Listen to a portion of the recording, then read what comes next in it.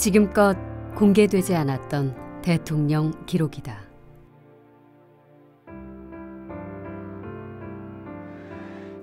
돌아갈 수 없는 다리.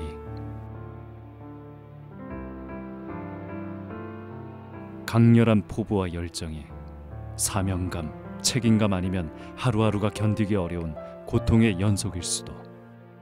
제가 기억하는, 그러니까 지금도 기억하는 대통령님의 5년 모습은 굉장히 힘들어했던 모습으로 남아있어요. 대통령과 함께한 이들도 보지 못했던 자료.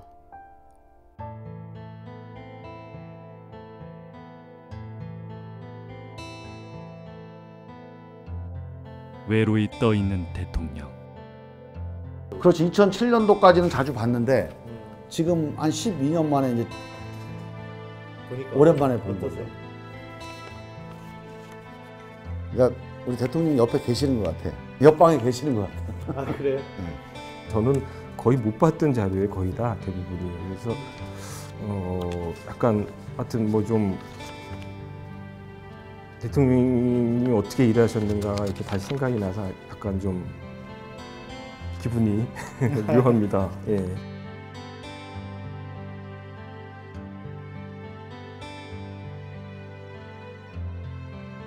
대통령 아이디어가 고갈.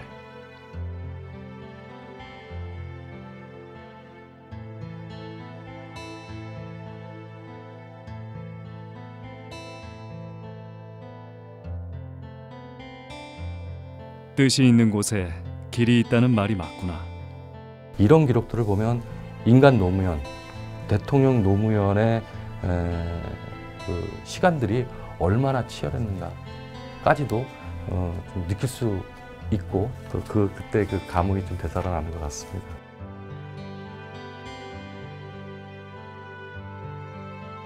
정부 뭐하냐? 똑똑히 해라.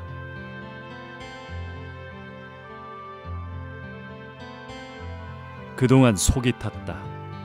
오늘 안심, 낙관과 비관이 있는 것.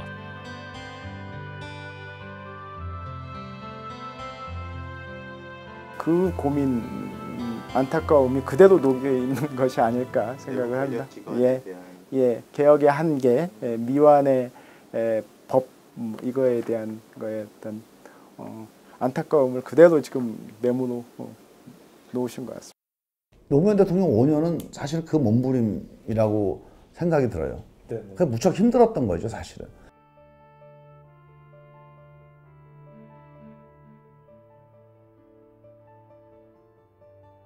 식민지 독재 정치 하에서 썩어 빠진 언론.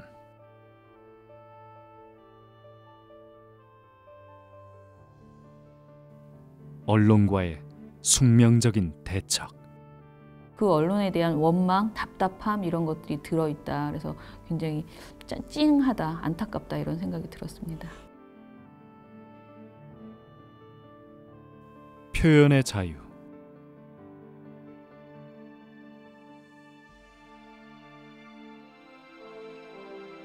책임 없는 언론과의 투쟁을 계속할 것. 이거 잘한 거야? 못한 거야? 그러면서 약간 회한 섞인 그런 질문을 하시더라고요. 물론 자문이죠. 그 스스로 답변도 하셨어요. 뭐라고 하셨어요? 네. 이게 내 운명이지. 나한테 주어진 역사적 숙명이야. 대한민국 16대 대통령 노무현. 그가 꾹꾹 눌러 쓴 친필 메모. 장담하기 어렵다. 대결단은 상황의 제약을 받는다.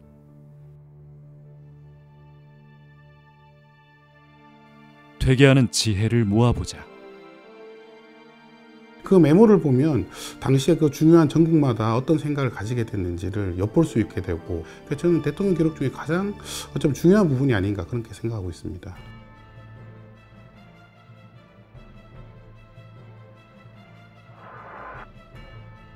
뉴스타파는 노무현 전 대통령의 친필 메모 266건을 최초로 공개한다.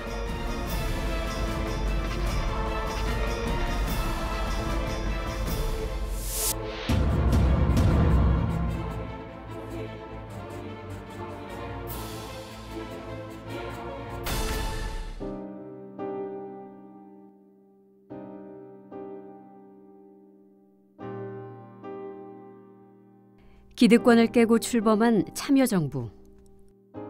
이 구시대의 막차이기도 하면서 새 시대의 첫 차라고 하는 국민의 여망을 또 배신할 수 없는 이 숙명이 노무현의 이제 그 5년이었던 것 같아요. 제가 기억하는, 그러니까 지금도 기억하는 대통령님의 5년 모습은 굉장히 힘들어했던 모습으로 남아 있어요. 물론 중간중간에 밝고 정말 그 특유의 유머 넘치는 이런 모습도 기억이 되지만 전체적으로를 관통하는 그림은 힘겨워했던 모습으로 남아 있어요.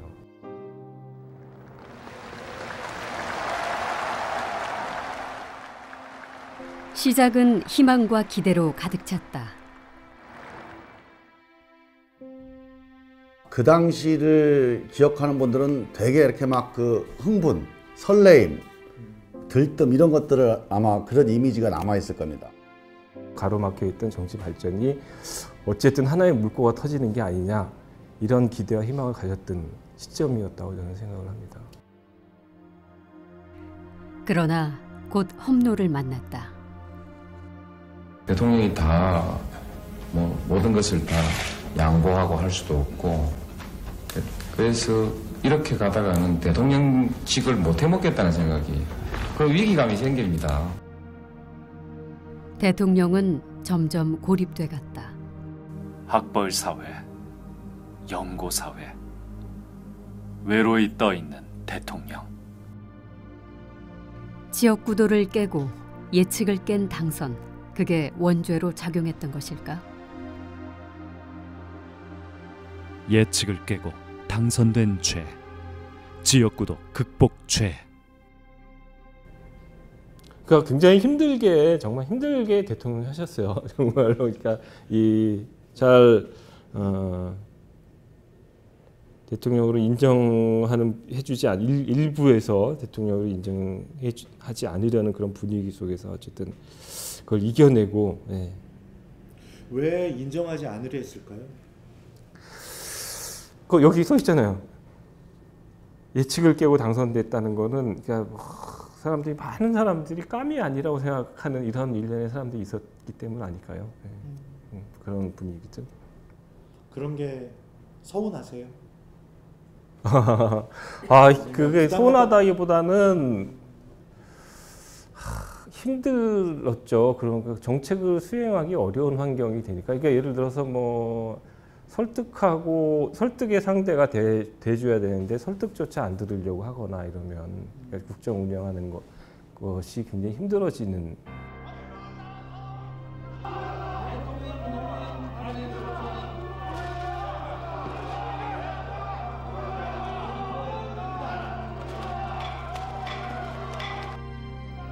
취임 1년 만에 국회는 대통령 탄핵 소추안을 가결했다.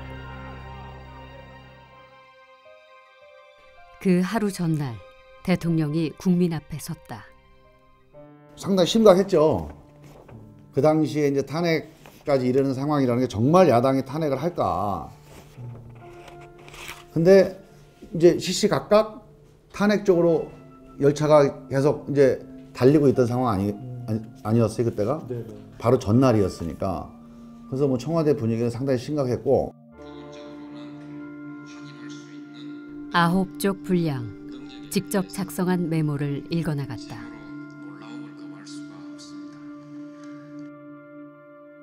대선 자금, 그 밖에 정치 자금, 그리고 유용 혐의가 있는 금액 등 돈의 성격에 관해서는 검찰 발표와 다소 다르다는 논란이 있을 수는 있습니다만, 그러나 전체적으로 보아서 제가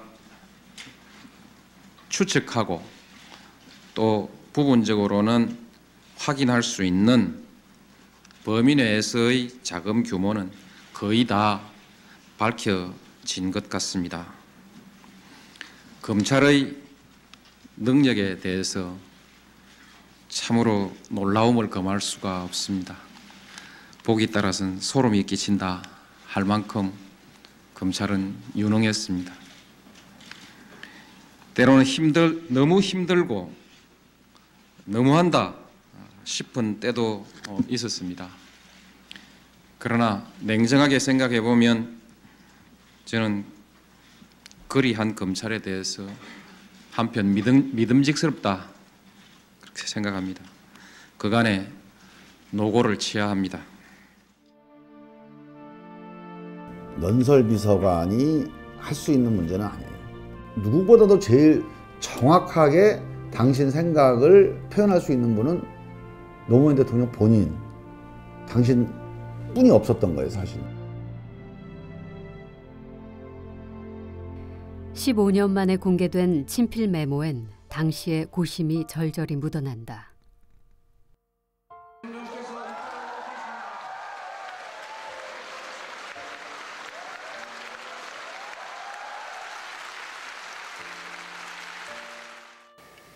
오늘 여러분들 저는 참 반갑고 또 이 자리가 매우 기쁩니다. 연세대를 찾은 노무현 대통령. 탄핵 기각 이후 첫 외부 행사였다.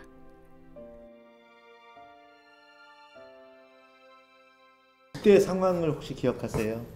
네, 기억합니다. 탄핵 끝나고 나서 탄핵에서 직무에 복귀하신 다음에 네. 첫 외부 행사였어요. 아, 이게요? 예, 연세대 직무에 복귀한 다음에 첫 외부 행사에서 사람들 관심이 굉장히 높았었죠. 연세대 리더십 센터 책임자 여러분, 교수님 잘 해보십시다. 잘 부탁합니다. 또 제 아들 며느리가 다 연대 출신입니다.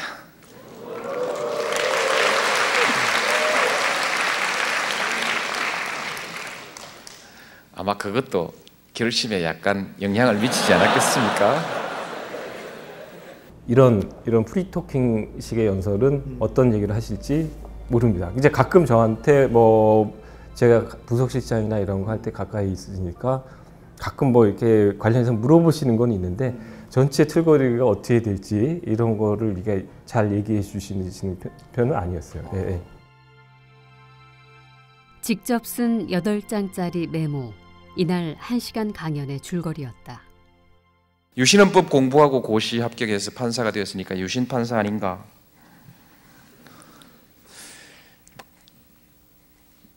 거기까지는 아닌 것 같다. 저희 부모는 옛날에 창시 개명을 했습니다. 그래서 항상 친일파 아닌가 이렇게 생각하면서 고심을 했습니다. 패배를 넉넉하게 수용할 줄 아는 그런 역량을 갖추고 싶습니다. 권력을 추구한 사람으로서는 이제 하산길로 들어서고 있습니다. 하산을 무사히 밟히지 않고 잘했으면 좋겠습니다. 정상의 경치가 제겐 좋기도 하지만 골치 아픈 일도 많습니다. 미련을 갖지 않겠습니다. 이것은 말로 되는 것이 아니고 끊임없이 자기와의 승부 속에서 가능한 일입니다. 재임 중에 강연하셨던 것 중에 이거하고 2005년 10월인가에 신임 사무관과의 대화도 있습니다. 그것도 당신 직접 메모를 처음부터 끝까지 하셔가지고 당신 살아오신 얘기를 쭉 해서 그때는 뭐 유머도 동원하셔가지고 이 장례를 이게 쥐작펴락 하시면서 했고. 대한민국 주류 기득권에게 노무현 대통령은 어떤 존재로 비춰졌을까?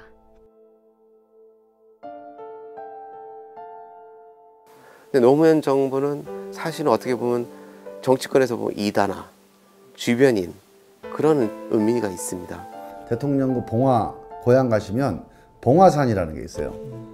봉화산은 산맥이 없다. 혼자만 있다 덩그러니. 당신 말씀을 하신 거죠.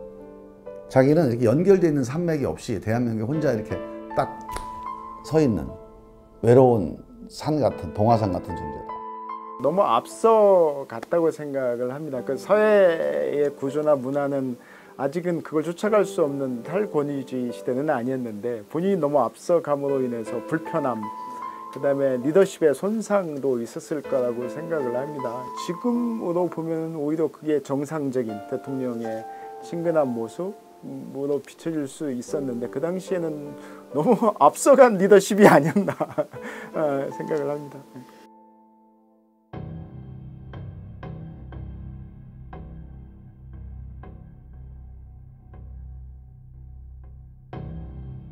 그러니까 강남은 뭐 일종의 지명이기도 하지만 지금 보통 명사 같은 거잖아요. 한국 자본주의의 쇼윈도우 같은 거죠. 그리고 이제 뭐 가장 좋은 것, 가장 비싼 것 이것이 이제 강남으로 통용이 되잖아요, 흔히. 부동산이라고 하는 것이 갖고 있는 함의가요, 대한민국에서는. 이건 뭐 그냥 편안히 살 때 이런 게 아니거든요. 정주의 공간이 아니에요, 대한민국에서는. 이건 그냥 계급 투쟁의 전선이에요. 권력. 예, 권력과 이거는 정말 그 돈이 첨예하게 걸려 있는 전장이에요. 그렇거든요. 그러니까 살벌한 싸움이죠.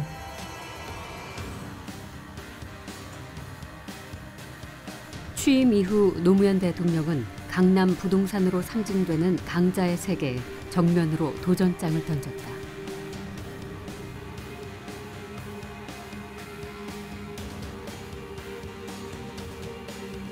강자의 목소리가 특별히 큰 사회, 부동산 정책, 강남 부동산. 대통령은 이제 정확히 그걸 간파하신 거죠. 그래서 강자들의 영역이고, 그리고 대한민국에서 정말 돈 있고 힘든 사람들의 자산 분포를 보시면 다 부동산이에요. 그래서 이제 그걸 정확히 보신 거죠. 그리고 이거 일단 놔두면 대통령이 그 표방했던 게 뭡니까? 특권과 반칙의 철폐였잖아요. 그러니까 특권의 가장 대표적인 영역이 부동산이라고 본 거죠. 그래서 대통령이 2003년에 보면 부동산 투기로 돈 버는 이제 세상 끝내겠다라는 얘기를 천명을 해요, 직접 본인이.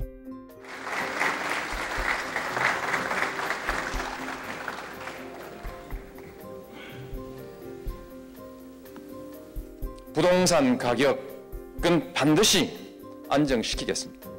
아직도 많은 사람이 정부의 부동산 대책을 믿지 않고 있습니다. 공공연히 강남 불패라는 말까지 회자되고 있습니다. 그러나 정부는 결코 포기하지 않을 것입니다. 서민 생활을 위해서도 그리고 우리 경제를 위해서도 부동산 투기는 결코 용납하지 않겠습니다. 굉장히 강력한 메시지 아닙니까? 그러니까 이분은 특권의 대표가 부동산 특권이라고 본 거예요. 그래서 그걸 혁파하지 않으면 대한민국이 정의롭고 또 지속 가능한 나라가 되는 건 불가능하다고 보신 거죠. 기득권 세력의 반발은 거셌고 집요했다.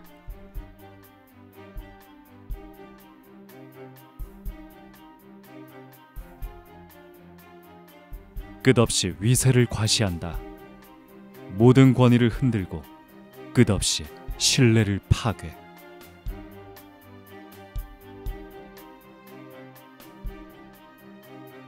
기준도 없이 흔드는 것 부지기수. 꼭 필요하다고 주장해놓고 막상 추진하면 흔든 것도 한둘이 아니다. 대통령이 추진하는 정책에 대해서 뭐 이렇게 때로는 적극적으로 굉장히 막 반대해서 여론을 뭐 이렇게 한다든가 이런 갈등들은 꽤 많았죠. 사방에 적이었죠. 왜냐하면 기본적으로 대한민국의 메인스트림이라고 불리는 사람들, 그 재벌, 그 다음에 이제 뭐 그 미디어, 그쵸. 그 다음에 아주 고위 관료, 종교 권력, 그 다음에 뭐 학자들 이런 사람들은 당연히 정부를 싫어하죠, 아주. 싫어했고 더군다나 이제 부동산 정책에 대해서는 너무 적대적이었죠.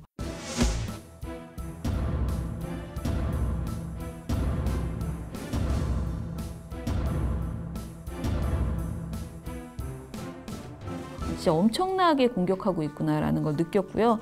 저희가 그때 당시에 제목들을 좀 대표적인 것들을 뽑아보면은요, 조선일보 제목이 칼럼 제목인데 활빈당식 조세정책. 이런 식이고요. 무차별 규제 세금 폭탄은 온 국민이 고통. 그리고 부메랑이 된 세금 폭탄. 그리고 시장 제압하겠다는 좌파적 오만부터 버려야. 뭐 이런 사설의 제목이 나왔었어요. 가장 압도적인 게 세금 폭탄론이에요. 근데 그게 무슨 말이냐면 보유세라고 하는 게 이 부동산 문제 해결하는데 얼마나 중요한 세금인지. 그러니까 대통령이 정확히 이걸 찌른 거예요. 종부세라는 이름으로 급소를 찌른 거죠. 근데 그게 그 아까 말씀드렸던 것처럼 기득권, 그러니까 메인스트림이 갖고 있는 자산의 대부분이 80% 이상이 부동산이거든요. 그러니까 이건 쉽게 말하자면 자기 손에서 이게 빠져나가는 느낌인 거예요. 재산이 줄어드는, 그러니까 용서가 안 되는 거죠. 근데 이게 부동산만 이런 게 아니라는 거죠. 교육 개혁이라든가 거의 모든 개혁 작업에 있어서 뭐 검찰 개혁이든 뭐든 일단은 부정적으로 좌파다라는 딱지를 붙였고요. 사회주의는 약한 수준의 표현인 거죠. 좌파라는 표현을 앞에다 좌파 정부라고 했고 좌파 정책이다라고 얘기를 하고 5년 내내 점철됐었어요. 그러면서 이제 어떤 진실을 가리고 사람들의 정신을 굉장히 이제 병들게 만들고 그런데 이제 미디어들이 뭐 단연 뭐 1등 공신이죠. 그런 여러 가지 그런 기사와 그런 것들이 결국은 사람들의 생각을 바꾸거나 이런데 일종의 성공했다고 보십니까? 어떻습니까? 성공했죠. 왜냐하면 이명박 정부가 들어섰으니까. 종합부동산세법의 세대별 합산 조항은 헌법재판관 9명 가운데 위헌 7대, 합헌 2로 위헌 결정이 나왔습니다. 거주를 목적으로 한 1주택 장기 보유자에게 세금을 부과하는 조항에 대해서도 재판관 7명의 다수 의견으로 헌법 불합치 결정이 내려졌습니다. 이에 따라 이 조항의 효력은 즉시 상실됐습니다. 다음 날 종부세 사망 선고를 알리는 언론 기사가 쏟아졌다.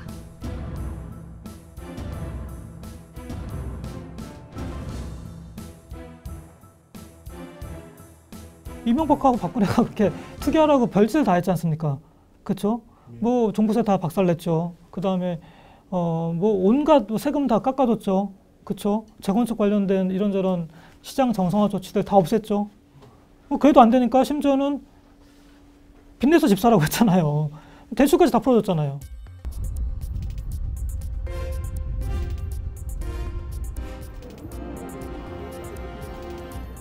기득권을 대변하고 강자와 한 몸인 극우 보수 언론과도 대립할 수밖에 없었다.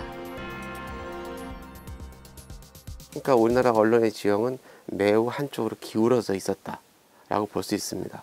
언론이 너무 한쪽으로 치우쳐 있다. 이제 그런 배경 속에서 김대중 노무현 정부가 출범을 한 거죠. 당시에 참여정부와 언론의 관계는 좀 어땠었나요?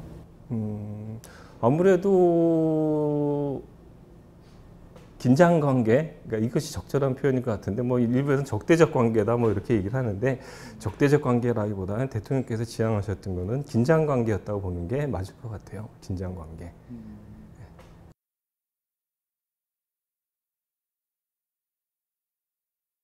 권력이 집권 초기에는 언론사 사장들을 만나고 그리고 뭐 잘 봐달라고 부탁도 하고 언론사는 뭐 당연히 우리 사회는 성공해야 된다라는 그런 것으로 화답하면서 근데 그게 밀월관계라는 거 아닙니까? 그런데 노무현 정부는 집권 초기부터 나는 언론이 진실되게 보도해주기만을 바란다. 내가 언론이 특별히 잘해주기를 바라지 않는다. 또 언론이 보도를 잘못하는 것에 대해서 타협하지 않겠다. 그런 거를 공언을 했거든요. 노무현 정부, 참여정부 초기에 어떤 대통령과 언론사 사장단의 만남이 어떤 그런 게 없었다라는 그런 거는 없었던 걸로 기억합니다. 예, 개별적으로 인터뷰할 때 사장이 오셨던 적은 있는 것 같은데 전체 언론사 사장단을 청와대 초청해서 뭐 했던 자리는 없었던 것 같아요. 조중동 사주와 임원들의 개인 비리와 친인척 가족 비리를 가지고 조중동을 통제해라. 이게 제일 많은 건의사항이었어요. 노무현 대통령이 이 유혹을 완전히 단칼에 끊어버렸습니다. 어떤 식으로 끊었습니까? 나는 그런 대통령 안 한다. 그래서 내가 언론을 어떻게 상대하는지 좀 두고 봐라. 임기 5년 내내 기득권 편에 선 언론과의 긴장 관계는 불가피했다. 갑자기 불쑥 그러시는 거예요. 내가 이거 언론하고 싸워가지고 이거 잘한 건가 모르겠다 이거. 4년 동안 열심히 언론하고 싸웠는데 이 대통령이 정책을 해야지 언론하고 싸워서 오히려 정책은 제대로 못하고 해야 될 것도 다 가로막히고 이거 잘한 거야 못한 거야? 그러면서 약간 회한 섞인 그런 질문을 하시더라고요. 물론 자문이죠. 그래서 스스로 답변도 하셨어요. 뭐라고 하셨어요? 네. 이게 내 운명이지. 나한테 주어진 역사적 숙명이야. 우리 대한민국 민주주의의 지금 이 단계의 숙명이야. 그 무렵 수석 보좌관 회의 중 친필 메모. 언론과의 숙명적인 대처.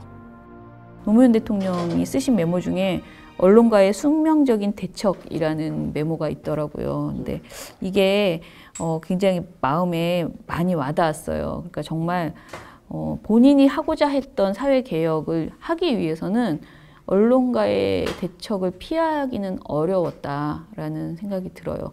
늘 대통령님한테 이 정도만 하시면 좋겠다. 그리고 저희가 대신할 테니까 대통령께서는 좀 가만히 좀 계셔줬으면 좋겠다. 아니면 언급을 안 해줬으면 좋겠다. 뭐 인터뷰 할 때든지 뭐 어디 가서 이제 대담을 하실 때든지 어디 연설하실 때 항상 그렇게 부탁을 드려요. 대통령은 이제 참모들이 맨날 그렇게 얘기하니까 좀 짜증도 나시고 또 이 자식들이 니들은 조선일보 편이야 노무현 편이야 그러니까 막 꾸중도 하시고 알았다 맨날 말씀을 하셔요. 그리고 또 가서 끝에 가서 한마디 하십니다. 그러면서 이제 5년을 이렇게 그러니까 끝까지 임기 마칠 때까지 언론 문제에 관해서는 정말로 끝까지 당신 소신을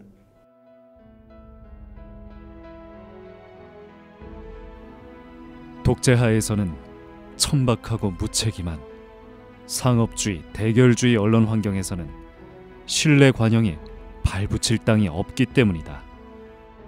일부에서는 아마 노무현 대통령한테 언론과 조금 더 관계를 개선해보면 어떠냐 이런 조언을 했을 거라고 봅니다. 그런데 그렇게 하지 않겠다는 자신의 신념을 유지하는 게 굉장히 힘들었기 때문에 언론을 생각하는 마음이 언론과 나는 어쩔 수 없는 운명적으로 서로 대척점에 서 있다 이런 생각을 하면서 살았을 거라고 봅니다. 노무현 전 대통령이 기대했던 권력과 언론의 모습은 어떤 것이었을까? 대통령님 생각이 이렇게 대통령 권력도 강한 권력이지만 언론 권력도 굉장히 강한 권력이다. 이 강한 권력 둘이 유착하거나 결탁하면은 더 큰 문제가 생긴다. 차라리 거기서 긴장 관계를 갖고 있어야 우리도 몸가짐을 똑바르게 하고 그런 긴장 관계에 서 있을 때 똑바르게 할 수 있다. 이런 소신이 굉장히 강하셨던 편이죠. 공정거래위원회가 지난 2000년 7월 이후 신문 신규 독자 2,510명을 대상으로 조사한 결과 77.5%가 경품이나 무가지를 받았고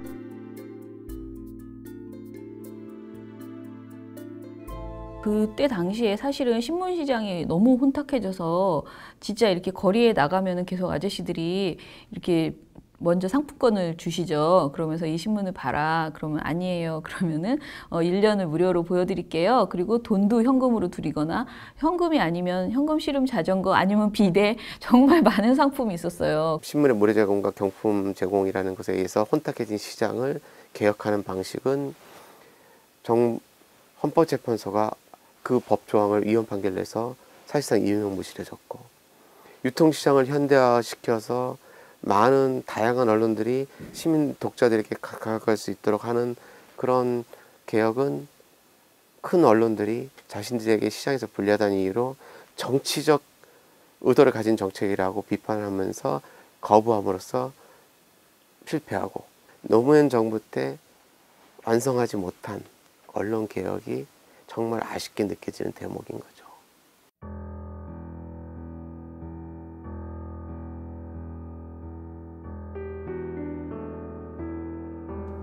대통령 이후 책임 없는 언론과의 투쟁을 계속할 것, 부당한 공격으로부터 정부를 방어할 것.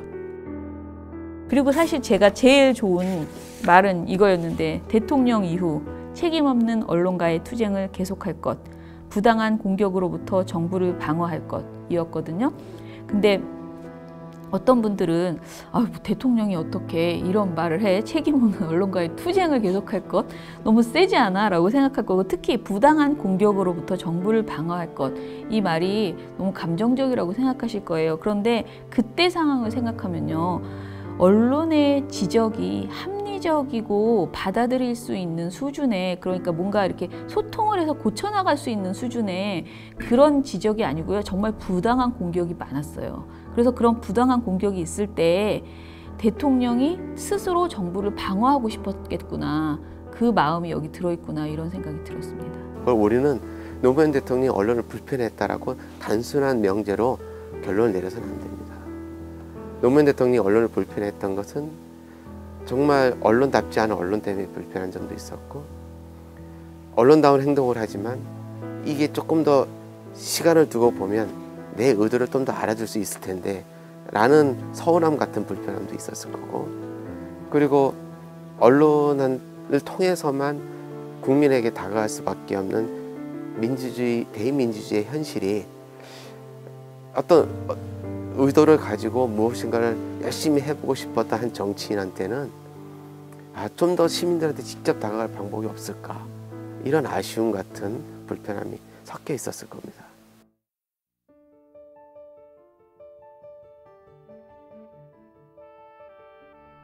정부가 하는 일이 국민에게 전달되고 있는가? 취임 초반 노무현 대통령이 남긴 5글자 친필 메모. 표현의 자유. 언론이 행사하는 표현의 자유는 민주주의가 기능하는데 도움을 주는 방식으로 행사해야만 하는 자유죠. 그런 점에서 우리 사회에서는 표현의 자유가 억압됐던 시기도 문제지만 마치 표현의 자유가 언론사만의 자유인 것처럼 행사되고 있는 것도 문제입니다. 언론사 내에서도 언론사 소유주의 자유인 것처럼 왜곡되어 있는 것 더 문제라고 봅니다.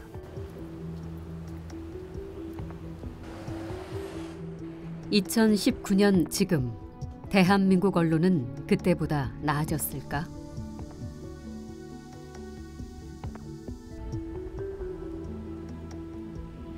기득권 세력의 반칙과 특권을 없애려는 사학개혁은 그 당시에도 주요 의제였다.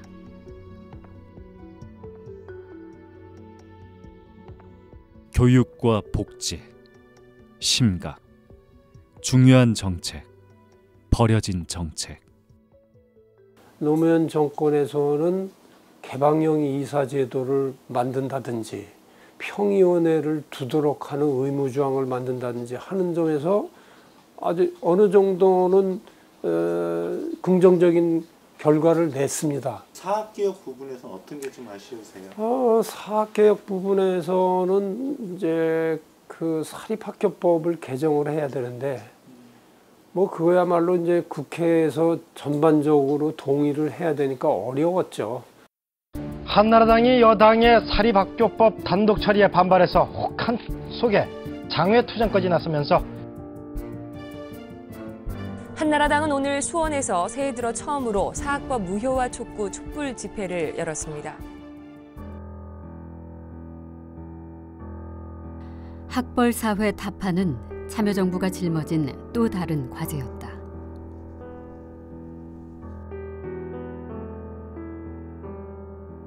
대학 경쟁체제, 서열화 해소.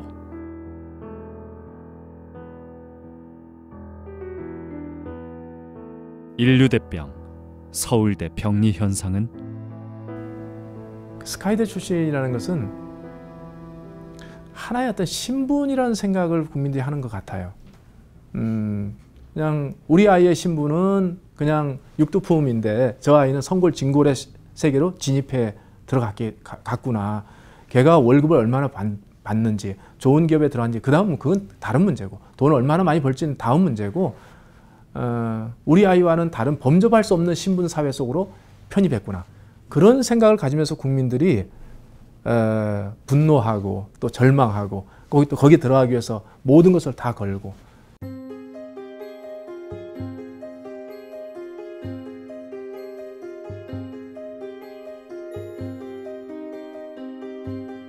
사교육 중독 증세, 하고 싶어 하는, 쫓겨서 하는 사교육. 그리고 늘 이제 미완의 과제다 또 해결 못한 그 과제다라고 할 때 교육 영역이 좀 빠짐없이 이제 등장한 거 보면 그 부분에 대해서 본인이 늘 마음의 부담, 빚진 마음으로 좀 이렇게 그 주제를 안고 있다는 생각도 좀 들고요. 그래서 우리 사회의 약점, 신뢰가 부족한 사회, 통합성이 부족한 사회, 배려가 부족한 사회. 옛날 생각납니다. 어쨌든 대통령님이 메모광이셨어요. 사실은 제가 이제 부속실장 할 때 보면 9시에 퇴근하고 9시에 이제 관제에서 퇴근하고 다음날 아침에 7시쯤에 이제 관제에 다시 처음 올라가서 이제 부재 중에 이제 제가 없는 사이에 일어났던 일들을 아침에 와서 다 얘기를 이제 해주시는데 9시 뉴스보다 생각난 거 메모한 거 그런 게 여기서도 한 장, 뭐 뒷주머니에서도 한 장, 와이셔츠 앞주머니에서도 한 장 이렇게 7, 8장이 밤새도 나오세요. 갑자기 든 좋은 아이디어 이런 게 떠오르면 또 메모해서 다음날 아침에 저희가 출근했을 때 이거 그러면 무슨 수석실에다가 넘겨가지고 이런 아이디어는 어떤지 검토해봐라. 이거를 밤새 하루밤새 해도 서너 장씩 최소한 서너 장씩 메모지가 나왔어요. 그러니까 메모 강의셨죠. 따뜻한 디지털, 금융 못 알아듣겠다. 친필 메모는 어떤 과정을 거쳐 대통령 기록으로 보존됐을까? 대통령님 이제 좌석에는 자료도 있고 또 메모장도 있고 필기도구도 있습니다. 그래서 당신께서 준비한 메모가 있으면 꺼내 놓으시지만 그거 갖고 충분하지 않을 경우에는 메모장에 필기도구 메모를 좀 하시죠. 그래서 그걸 가지고 그 자리에서 활용을 10분 하시고 충분히 하시고 이제 회의가 마치면 기록관리 비서관이 그걸 다 수집해 옵니다. 그러니까 대통령 좌석은 뭐 아시겠지만 회의에 참석했던 많은 분들이 대통령 좌석에 손을 댈 수가 없습니다. 이 메모들을 보니까 제가 보지 못했던 사실은 이 메모들 회의장에서 한 메모라서 저는 이렇게 뒤에 배석해 있다가 끝나면 발표하러 나가야 되거나 그리고 이거는 바로 기록 비서관이 와서 걷어가 버리는 자료거든요.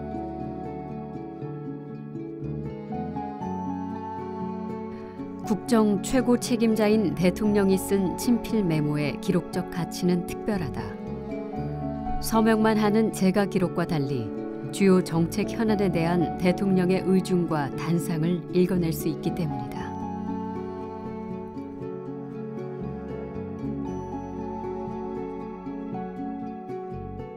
근데 이 친필 기록들은 사실 굉장히 중요합니다. 보고하는 과정이나 또 지시하는 과정에서 그분이 여러 가지 이제 메모를 남겼기 때문에 그 메모를 보면 당시에 그 중요한 전국마다 어떤 생각을 가지게 됐는지를 엿볼 수 있게 되고 대통령의 일거수일투족이 다 공적 업무라고 봐도 과언이 아니고요.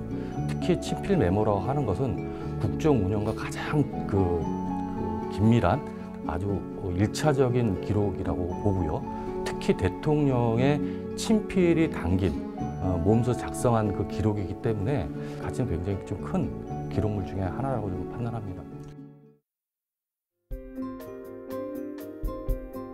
퇴임 1년 전인 2007년에 남긴 메모.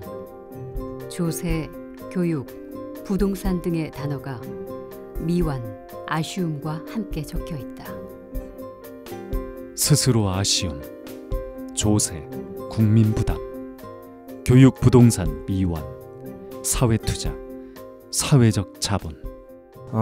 아쉬움이 남는 국면이 있고 특히 이 조세 문제는 대통령께서 사람들이 다 싫어하는 얘기일 수 있는데 조세 부담을 좀 높여야 우리나라가 2030년, 2020년, 30년 내다보고 그때 이제 진정한 복지 사회로 갈 수 있다. 그러니까 진정한 복지 사회가 되려면 조세 부담률을 높여나가야 되는데 세금 얘기만 꺼내면 일단 다 반대하거나 특히 정치하는 정당에서는 특히 쌍수를 들고 반대하기 때문에 미완의 개혁, 아쉬움이 남는 건 이것만은 아니었다.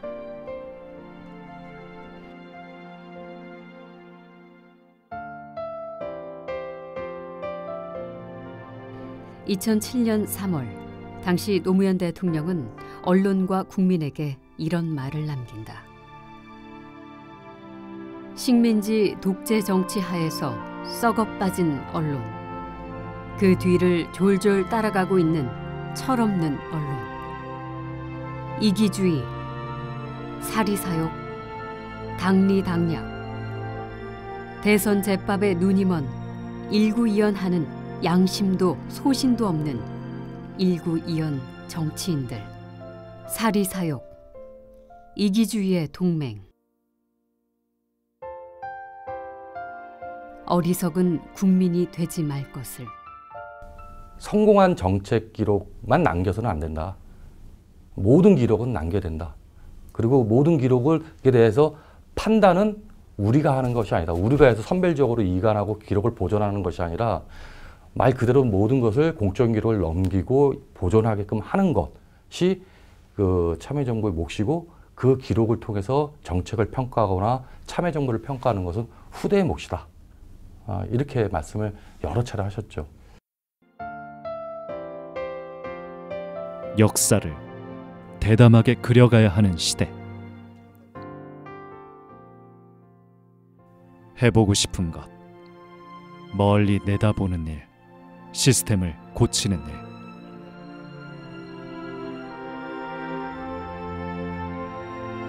뉴스타파는 노무현 전 대통령이 재임 시절 남긴 친필 메모 266건을 모두 공개한다.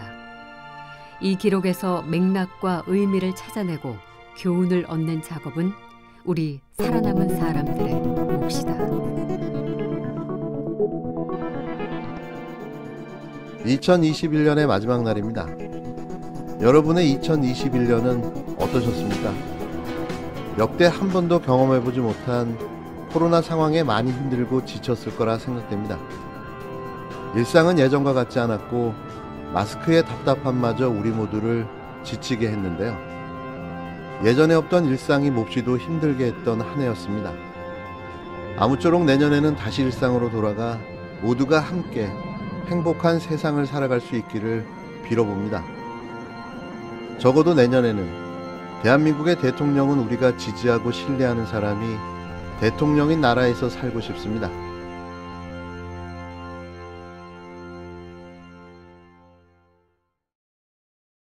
내 목숨을 걸어서라도 지키려고 하는 것은 국가가 아니야. 분명히 소위 애국 이런 것이 아니야. 진실이야.